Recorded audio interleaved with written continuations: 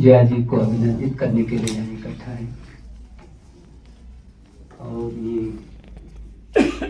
उस दिन के लिए अपने घर आई हैं और फिर जा रही हैं वहाँ भी अपना घर बना करके हिंदुस्तान से जोड़ने के लिए। अनिल जी ने कहा कि हमको बार बार लगता है कि जया जी का बहुत लंबा अनुभव है, एक लंबी यात्रा है और वो कभी भी एक पल एक क्षण भी हिंदुस्तान की धरती से अलग नहीं होती है। तो इस समय उनका हम सब लोग अभिनंदन करें। श्याम जी से अनुमति मिल गई है लोगों के अंतर्राष्ट्रीय सहयोग परिषद के केवल वो हमारे अधिकारी नहीं, हम सबके संरक्षक भी हैं और हम साधिकार उनके सानिध्य में उनका पकड़ करके सानिध्य दो हमको ये भी कह देते। आप ताली बजा सकते हैं।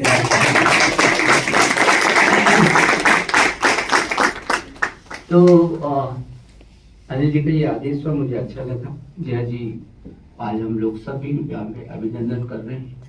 मुझे लगता है हर किसी उस लेखक का अभिनंदन जरूरी है जो विषम और विपरीत परिस्थितियों में कुछ उस छटपटाहट को अपने शब्दों का रूप देकर के आपको जिंदा रख रहा है।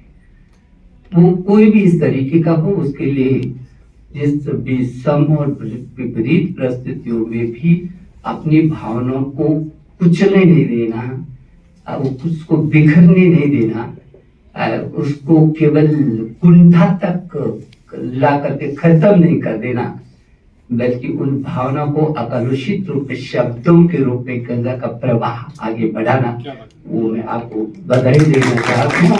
हम आपको धन्यवाद दे रहे हैं कि आपकी जो ये यात्रा है, ये कविता की यात्रा है, आपकी जो लेखन की यात्रा है, ये अनवरत बनी रहे और आपसे हम लोग सब प्रेरणा पाते रहेंगे तो हम लोगों को बहुत खुशी होगी।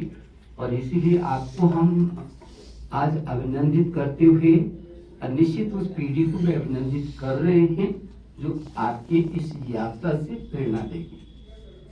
तो ये कार्यक्रम केवल किताब का लोकार्पण और केवल आपका अभिनंदन नहीं है, बल्कि उस यात्रा के को बहुत महत्वपूर्ण करना है। हर व्यक्ति मेरे यहाँ अभी देखा कि अनिल जी ने यहाँ पर शोध छात्रों को प्रमाण पत्र प्रदान कराए। अभी शोध छात्र हैं, स्वाभाविक की इनमें छटपटाहट होगी, अलग अलग विषयों पर शोध कर रहे होंगे, लेकिन स्वाभाविक है कि ये शोध करते समय ये सारी चीजें इन लोगों के भी मन मस्तिष्क में आएंगी जब अभी से ही लिखना शुरू करेंगे। जब जिस क्षेत्र में वो शोध कर रहे हैं उसमें जब उनकी आत्मा आपके अंदर बसेगी तो आप स्वतःस्फूर्त लिखना शुरू कर देंगे। तो मुझे लगता है ये जो परिवेश है वो परिवेश, इसके लिए विशेष करके मैं अनिल जोशी को जितना भी धन्यवाद दूं वो भी कम ही कम है, क्योंकि बहुत लोग हैं बोलते भी कम नहीं है लेकिन करते कितने लोग हैं, वो अनिल जोशी कम ही लोग होते हैं, कम लोग। और कम लोगों के लिए ज्यादा ताली बजानी चाहिए, ज्यादा लोगों के लिए तो जो है सब जगह ताली दे सबसे बोल रहे हैं, लेकिन ये मुझे बिगाड़ देंगे। इतना बोलते हैं मेरे बारे में कि मुझे लगता है कि मैं बिगड़ी जाऊंगा। मैंने ये किया, मैंने ये किया, मैंने ये किया। सच तो ये है कोई आदमी कुछ करने वाला नहीं है, ये सब लोग एक टीम भावना से करते हैं। मैं तो इनके पीछे खड़ा होता हूँ और मैं इस सौभाग्य जुटाने की कोशिश करता हूँ कि राजनीति के टेढ़ी मेढ़ी खराब रास्तों से कुछ जो समय बचे, आप जैसे अकलुषित लोगों के बीच मुझे कुछ ऐसा जीने का अवसर मिले, कुछ सीखने का अवसर मिले, जो अकलुषित वातावरण है उसकी छांव मिले। इसलिए मैं तो उस सौभाग्य को जुटाता हूँ, आपकी मुझ पर कृपा।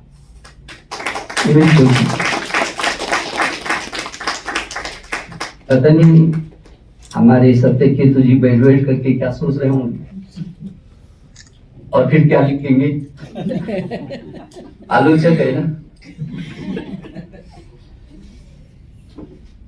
तो आज ये भी बहुत सुखद है कि हमारे बहुत ही प्रतिष्ठित ऐसे आलोचक को जो अपनी धारदार लेखनी से, हम तो जो लोग लिखते हैं जब ये उसकी समीक्षाओं को करते हैं तो हमको पता ही नहीं चलता कि अच्छा ये यहाँ तक पहुंचे, हमसे ज्यादा पहुंचते हैं ये वहां।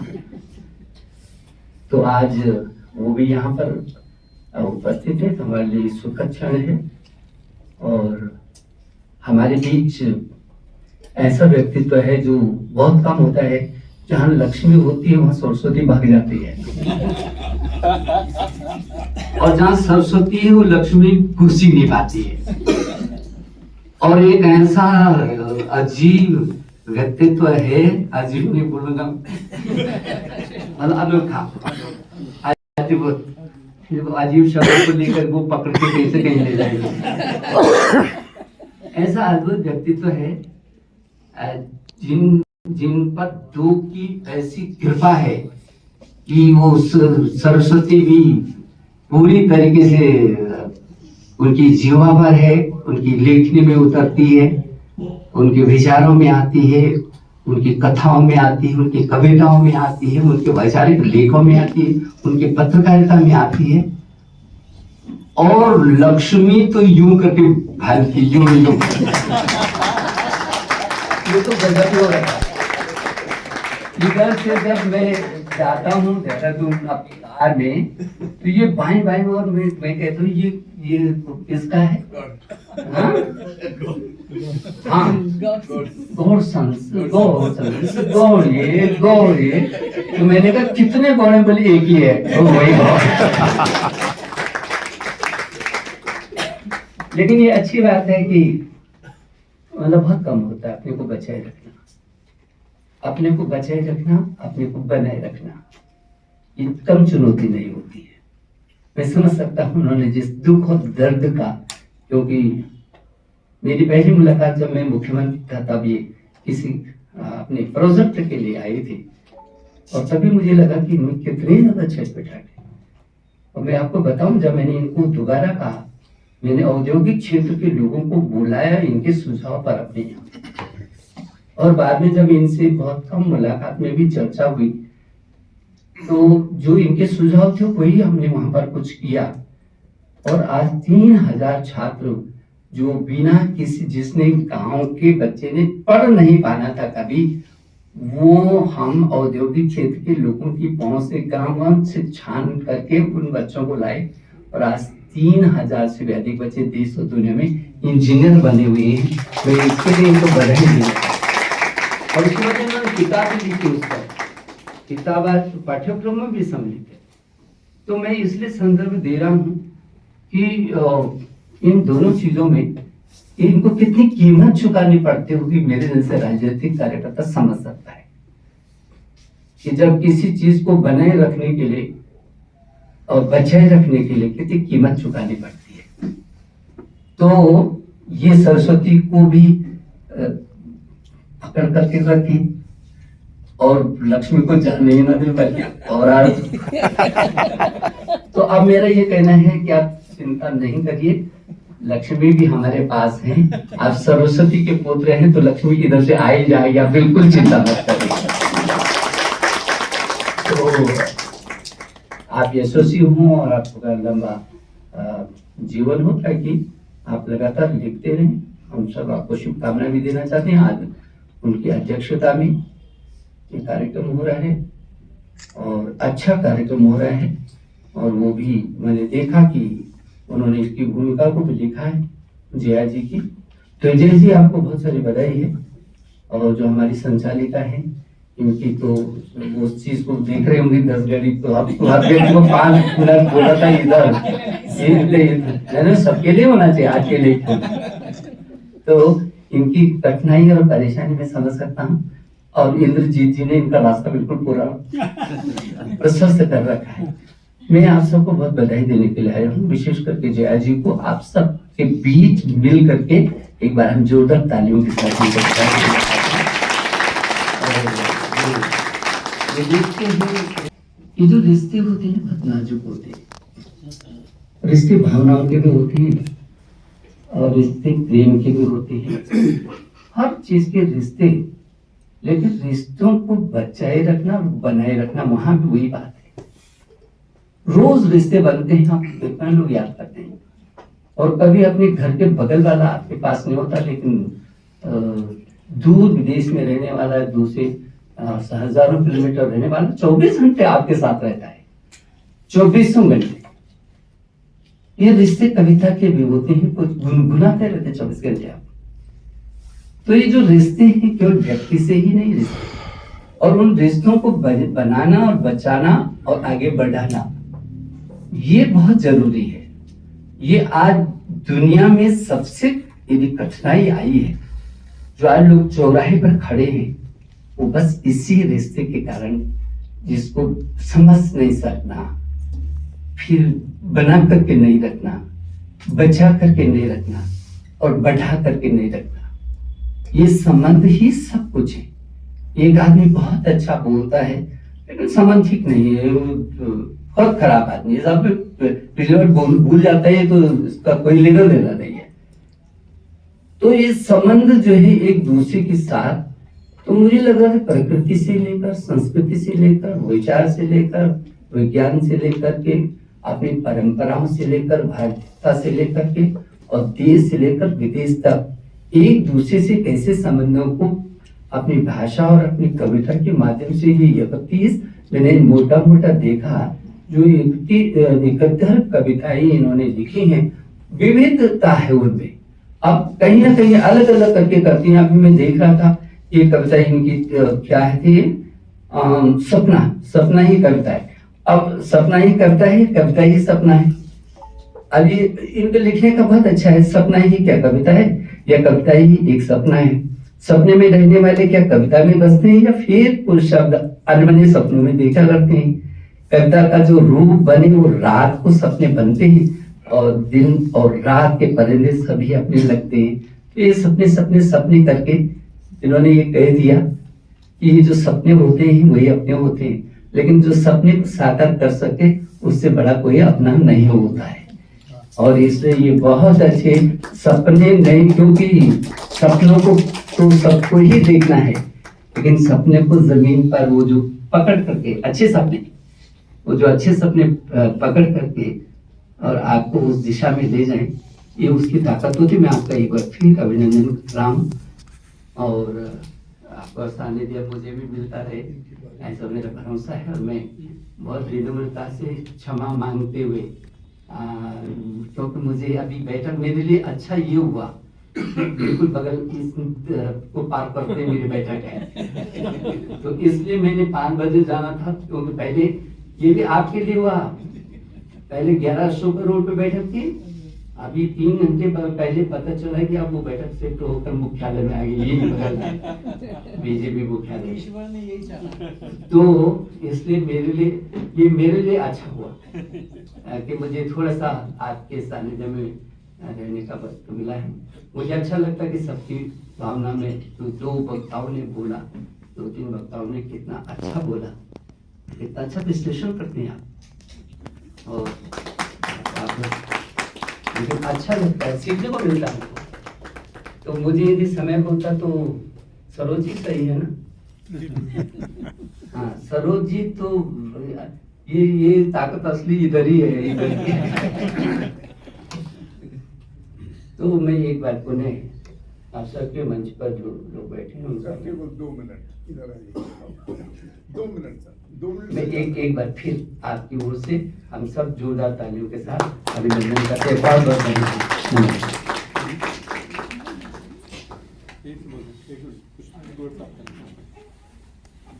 मित्रों, अभी थोड़ी देर पहले अनिल जी ने बताया था आपको कि हमारी निशंक जी ने 100 से अधिक किताबें लिखी हैं। तो मेरे मुंह से एक शब्द निकला कि उससे भी आगे बहुत बड़े इंसान हैं। इंसान की जो परिभाषा है आपने की, वो इनमें कूट कूट के भरी है। और व्यक्ति कौन बड़ा होता है समाज में, ये धन से लक्ष्मी से इसकी बात छोड़िए, व्यक्ति वो बड़ा होता है जो किसी के साथ कुछ करके भूल जाए। तो मैं इनकी एक बात बताता हूँ और याद कराता हूँ कि 2011 में जो उत्तराखंड के जब मुख्यमंत्री थे, तो मैं वहां गया तो इनका एक सलाहकार अभी भी है, डॉक्टर नथानी, मैं उनसे मिला तो आपसे मुझे मिलवाया। तो पहली विनम्रता देखिए कि इतना बड़ा ही कमरा था इनका बैठने का, मैं जैसे एंटर हुआ तो यहाँ से उठ के वहां पहुंचे रिसीव करने के लिए और छोड़ने के लिए भी। तो मैं अपनी 3 या 4 किताबें उनको दी, तो पता नहीं कब इन्होंने इसको इशारा किया अपने आदमी को, मेरी गाड़ी में 10 किताबें रख लाई। उसके बाद मुझे उसने कहा नथानी ने कि सर आप तो बहुत बड़े लेखक हैं, हमारे मंत्री जी जो हैं वो बहुत ज्यादा वो।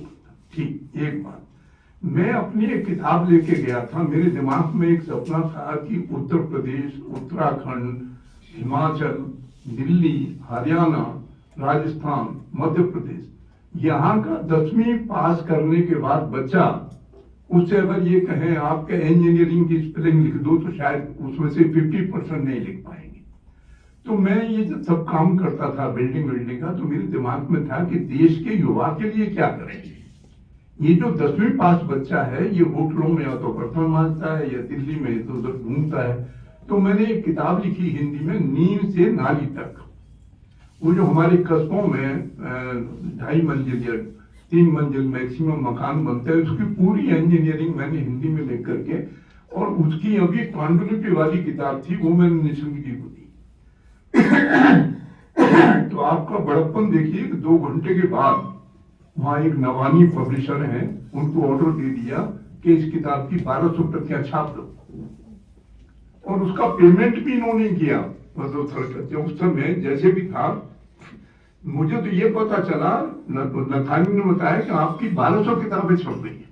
और यहीं तक बात नहीं थी, मार्गरेट अल्वा वहां पर गवर्नर थी, तो इसमें हल्द्वानी में यूनिवर्सिटी का कोई कार्यक्रम था, मैं भी था उसके अंदर, तो मुझे मंच पे बुलाया और मार्गरेट अल्वा जी से और स्वयं साथ मिलकर उस किताब को लेके उसका लोकार्पण किया और मुझे सम्मानित किया।